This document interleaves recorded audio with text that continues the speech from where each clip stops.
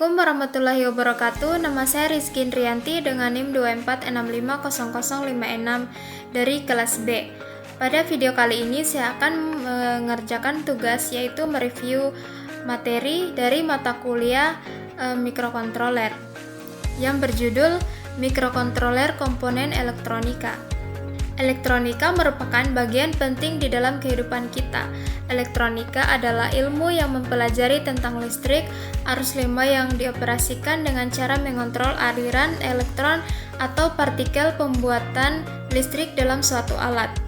Pengendalian elektronika ini terjadi dalam ruangan hampa atau ruang yang berisi gas bertekanan rendah seperti tabung gas dan bahan semikonduktor.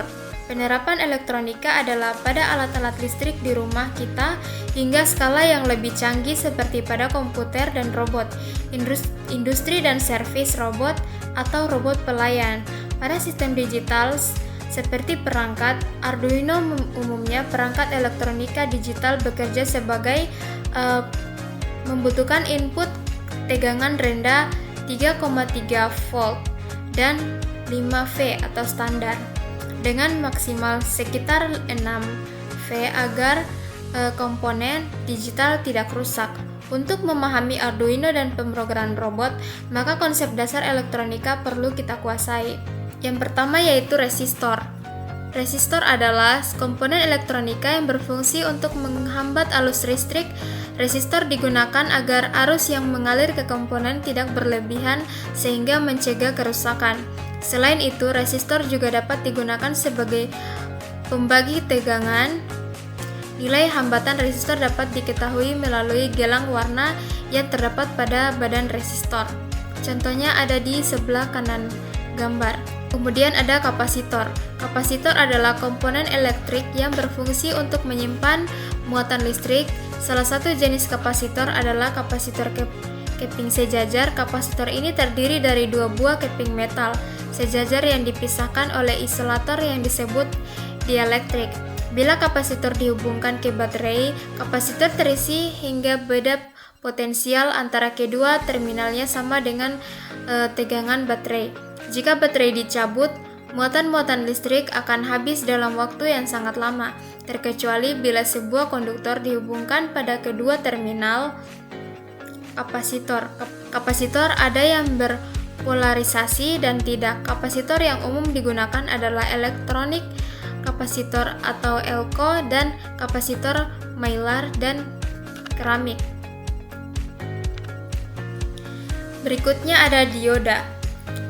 Dioda adalah device semikonduktor yang mengalirkan arus satu arah saja. Dioda terbuat dari germanium. Dioda juga digunakan pada adaptor yang berfungsi sebagai penyerahan dari sinyal AC ke DC, lalu diratakan dengan kapasitor. Kemudian ada LED. LED merupakan komponen utama yang dapat mengeluarkan emisi cahaya. LED merupakan produk temuan lain setelah dioda. Strukturnya juga sama dengan dioda, tetapi belakang ditemukan bahwa elektronik yang menerjang sambung PN juga melepaskan energi berupa energi panas dan energi cahaya. LED dibuat agar lebih efisien jika mengeluarkan cahaya. Untuk mendapatkan emisi cahaya pada semikonduktor, doping yang pakai adalah gallium, arsenik, dan phosphorus. Jenis doping yang berbeda menghasilkan warna cahaya yang berbeda pula. Pada saat ini, warna-warna cahaya LED yang banyak adalah warna merah, kuning, dan hijau. LED berwarna biru sangat langka. Pada dasarnya, semua warna bisa dihasilkan, namun akan menjadi sangat mahal dan tidak efisien. Dalam memilih LED selain warna, perlu diperhatikan tegangan kerja, arus maksimum, dan disipasi dayanya. Kemudian ada LED matriks. Dot matriks atau matriks LED merupakan kumpulan titik cahaya yang tersusun menjadi sejumlah kolom dan baris. Pada komponen ini, LED tersusun pada kolom dan baris yang sudah ditentukan, dan setiap pin di kolom dan baris tersebut harus tersambung ke data digital di mikrokontroler untuk dikontrol. Contoh LED matriks dapat dilihat di gambar berikut. Di bawah ini ada gambar LED matriks yang bertulisan LED matrix. Pada dasarnya, LED matrix adalah display LED yang disusun sedemikian rupa sehingga untuk membuat sebuah karakter dibutuhkan kombinasi tegangan antara pin, baris, dan kolom. Kemudian ada relay. Transistor tidak dapat berfungsi sebagai switch atau scalar. Tegangan tinggi selain itu umumnya tidak digunakan sebagai switching untuk arus besar lebih besar dari 5A. Dalam hal ini, penggunaan relay sangatlah tepat. Relay berfungsi sebagai saklar yang bekerja berdasarkan input yang dimilikinya. Relay dapat switch AC dan DC, transistor hanya switch dan DC. Kekurangannya, relay ialah ukurannya jauh lebih besar daripada transistor. Pada sebelah kanan ini ada gambar bentuk relay dan simbol relay. Kemudian ada transistor. Transistor dipolar biasanya digunakan sebagai saklar elektronik dan penguat pada rangkaian elektronika digital. Transistor memiliki 3 terminal. Transistor biasanya dibuat dari bahan silikon atau germanium. 3 kaki yang berlainan membentuk transistor bipolar adalah emitor, basis dan kolektor. Mereka dapat dikombinasikan menjadi jenis NPN atau PNP yang menjadi satu sebagai 3 kaki transistor. Di gambar ini terdapat berbagai transistor atau NPN dan PNP.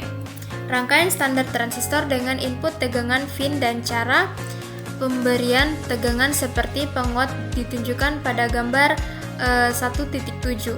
LDR atau lighting dependent resistor adalah resistor yang dinilai hambatannya berubah sesuai intensitas cahaya. Dalam kondisi gelap, hambatan LDR besar, sedangkan dalam kondisi terang hambatannya kecil. LDR digunakan sebagai sensor cahaya, misalnya pada lampu otomatis dan alarm pencuri. Kemudian ada fototransistor. Fototransistor merupakan sensor yang peka terhadap cahaya, khususnya cahaya inframerah. Komponen ini sering digunakan pada robot line flower sebagai sensor garis. Fototransistor bekerja dalam kondisi cut-off dan saturasi tergantung ada atau tidaknya cahaya yang diterima. Kemudian ada 7 segmen. 7 segmen adalah display yang terdiri dari 7 LED yang disusun membentuk angka 8. 7 segmen digunakan untuk menampilkan angka. Terdapat 2 jenis 7 segmen, yaitu common cathode dan common anode, yang berbeda pada cara pemberian tegangannya. Di sebelah kanan ada contoh gambar 7 segmen tipe common cathode dan tipe common anode. Kemudian motor. Motor listrik adalah komponen yang mengubah energi listrik menjadi energi gerak berupa putaran. Motor terdiri dari stator, rotor, dan air gap. Terdapat 2 jenis motor, yaitu motor AC dan motor DC. Dalam sistem mikrokontroler, motor DC biasanya memerlukan rangkaian driver tambahan. Kemudian ada buzzer. Buzzer adalah komponen elektronika yang berfungsi menghasilkan suara. Prinsip kerja buzzer hampir sama dengan speaker, yaitu mengubah getaran listrik menjadi getaran suara. Buzzer sering digunakan sebagai indikator atau alarm pada suatu sistem. Kemudian ada alat ukur multitester. Multitester adalah alat ukur yang digunakan untuk mengukur tegangan, arus, resistansi, dan komponen lainnya. Alat ini sangat penting dalam kegiatan praktikum elektronika. Contoh multitester yang digunakan adalah multitester analog Sanwa CX506A yang terdapat pada sebelah kanan gambar. Itu saja video penjelasan dari saya. Wassalamualaikum warahmatullahi wabarakatuh.